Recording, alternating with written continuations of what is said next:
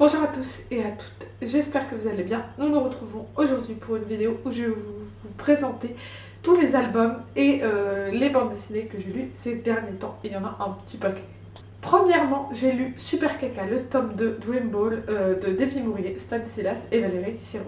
Nous retrouvons donc Lucas qui est un petit garçon qui travaille dans l'école Magic School puisqu'il a réussi à rentrer dans cette école en créant donc son petit super-héros à travers, grâce à son rêve. Donc son petit héros, je le rappelle, c'est un super caca, d'où le titre de cette bande dessinée. À la fin du premier tome, il y avait un petit élément important puisqu'un des élèves disparaissait. Donc voilà, il faut qu'il soit retrouvé. Et à côté de ça, il y a également régulièrement un serpent, une sorte de serpent qui s'appelle Apopis qui vient attaquer à l'école. Et heureusement, les enfants de 7 sont là pour arranger un peu cette situation. Il y a également un match de Dream Ball de fin d'année qui va avoir lieu et je pense vous en avoir dit largement suffisamment sur ce second tome. Je l'ai trouvé un poil moins bien que le premier parce que dans le premier, il y avait toute la découverte qu'il n'y a pas ici. Peut-être un poil moins drôle aussi, mais en tout cas l'histoire avance et on apprend des choses sur différents personnages, donc c'est ça que j'ai bien aimé. Des révélations sont faites et je pense que le troisième il va en avoir encore plus parce qu'il y a quelques questions qui restent en suspens malgré tout. Mais en tout cas j'ai passé un bon moment, j'ai trouvé ça rafraîchissant, rigolo, tout comme le premier et j'ai hâte de voir ce que va donner le troisième. J'ai également lu un autre second tome avec 4 sœurs, Hortense, de Cathy Bohr, donc d'après les romans de Malika Ferjuk. Nous allons ici principalement suivre Hortense qui s'isole un petit peu de ses sœurs pour écrire sur la falaise. Elle va rencontrer une nouvelle voisine qui est là parce qu'elle est malade, donc qui est là un peu pour prendre un peu l'air pur de la campagne, on va dire. Donc une de ces nouvelles voisines qui est une petite fille qui s'appelle Muguette, elle va lier une amitié avec elle et celle-ci va l'inciter à faire du théâtre.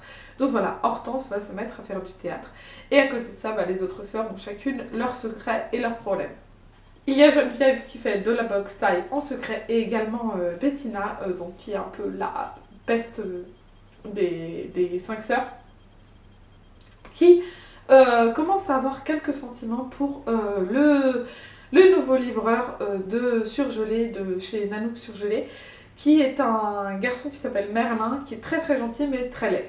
J'ai beaucoup aimé cette adaptation donc des romans de Malika Ferjuk. Tout comme dans le premier tome, les illustrations sont vraiment très belles. Je trouve que ça apporte vraiment un truc en plus à l'histoire qui est plutôt bien respecté en plus, qui est plutôt chouette pour une adaptation. J'étais ravie de retrouver les personnages que j'aime beaucoup.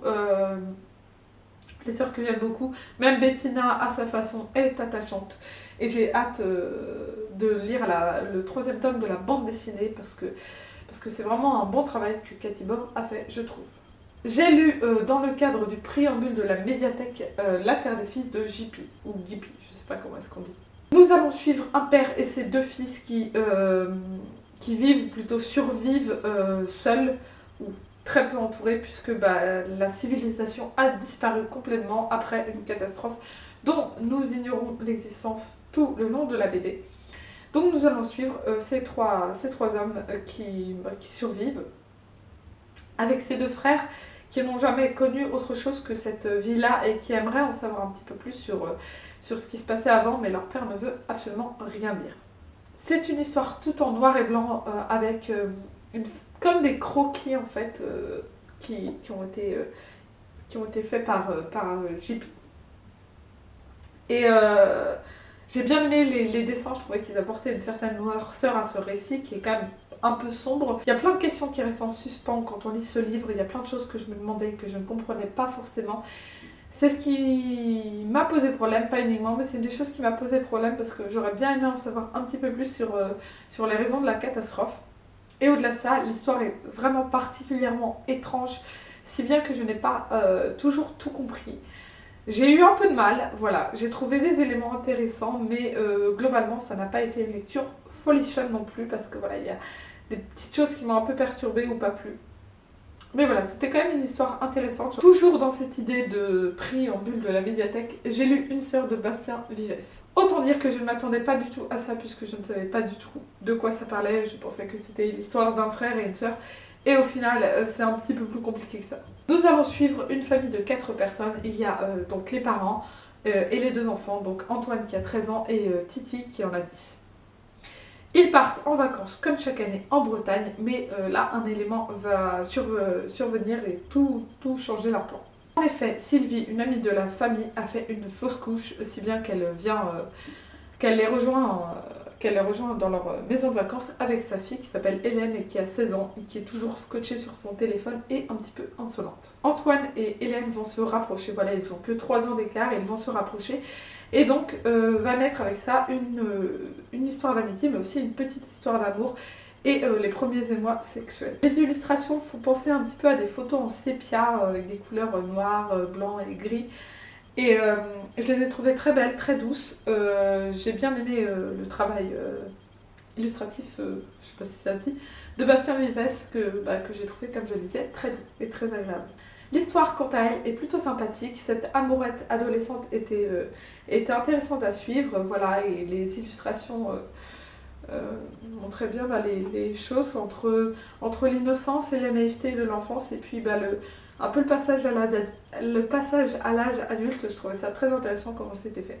J'ai lu un petit album absolument magnifique qui s'appelle Pleine Lune d'Antoine Guillaupe. C'est une histoire très courte où nous allons suivre les différents animaux de la forêt qui sont inquiets et réveillés par un étrange bruit et ils ne savent pas ce que c'est. Donc la question est, qu'est-ce que c'est que ce bruit ? Le travail d'Antoine Guillaupe réside surtout dans les illustrations et bien évidemment dans la découpe absolument fantastique et magnifique qui a été faite de ces animaux, de cet univers. Tout est en noir et blanc et j'ai beaucoup aimé comment c'était fait. J'adore les livres découpés, je trouve que c'est un travail formidable et vraiment admirable. Et voilà, il y a très peu de texte, mais les images parlent d'elles-mêmes et se suffisent à elles-mêmes. C'est avec plaisir que j'ai retrouvé le chat de Gilles Bachelet avec des nouvelles de mon chat. Le chat, comme vous pouvez peut-être le voir sur la couverture, c'est pas en réalité un chat, puisque c'est un éléphant, mais qui se prend pour un chat. Je l'avais découvert dans Mon chat le plus bête du monde et ici nous avons donc des nouvelles puisque le chat et son maître ont déménagé pour tout simplement aller dans une maison avec un jardin et une maison adaptée à cet énorme matou. Et il est amoureux de la chatte de la voisine. Et donc voilà, nous allons suivre ces nouvelles aventures avec cette petite chatte qui est elle réellement une chatte. C'est cette petite histoire d'amour un peu rigolote. Les illustrations sont vraiment cocasses puisque nous avons cet éléphant énorme qui pèse plusieurs tonnes qui se prend pour un chat, un tout petit chat. Et donc ça rend toujours des situations un peu amusantes, des images rigolotes et ça m'a fait passer un très bon moment. Pour finir, j'ai lu Touche pas à mon corps, Tati Jacotte de Thierry Lenain et Stéphane Poulain. C'est un album qui a attiré mon attention de par ce titre qui promettait quelque chose d'important.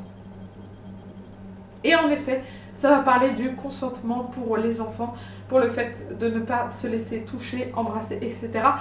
Si ils et elles n'en ont pas envie. C'est une chose que nous, peut-être adultes, avons tendance à oublier, c'est-à-dire qu'on va forcer très souvent des enfants à nous faire des bisous alors qu'on ne devrait pas parce que leur corps leur appartient et qu'ils ont parfaitement le droit de ne pas vouloir embrasser quelqu'un ou être embrassés par quelqu'un.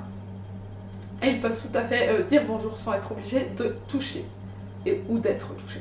Nous avons donc là une petite fille dont la Tati Jacotte lui fait peur.